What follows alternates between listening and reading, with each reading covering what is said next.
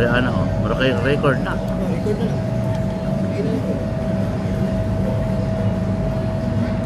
Okay mga ka-art. Dirita sa atong tutorial karon. Portrait mo ni ang subject mga ka-art. Mag-asawa. So ang tutorial karon is tracing method. So tingin nila dili daw maayo ang tracing method kay dili daw ka perfect mo drawing. Sa tinuod lang mga ka-art, depende na sa imong pag-color sa brush o pag-mix sa imong brush.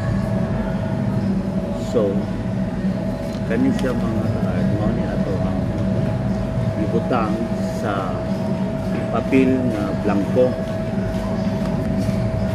So ana mga ka-art blanco. So ato ni siyang paibabaw, magkuha ka o bagay nga pwede kawayan, pwede alambre, kasi kung sa lang mo ang pwede ballpen nga blanco, and then mauna ni mo ang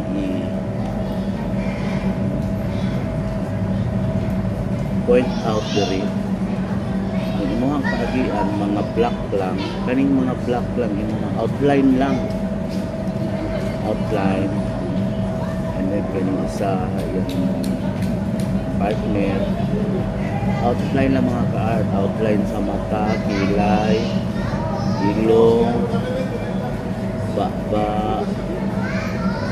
So pag makuha na ninyo mo na ninyo ang resulta mga ka-art. Tanawa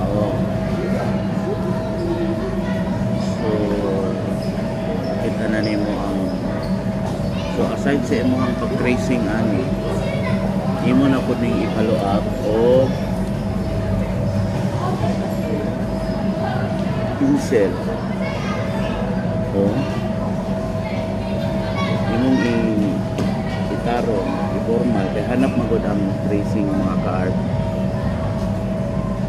So imo na pud na siya duplihan ug agi pinaagi sa sketching.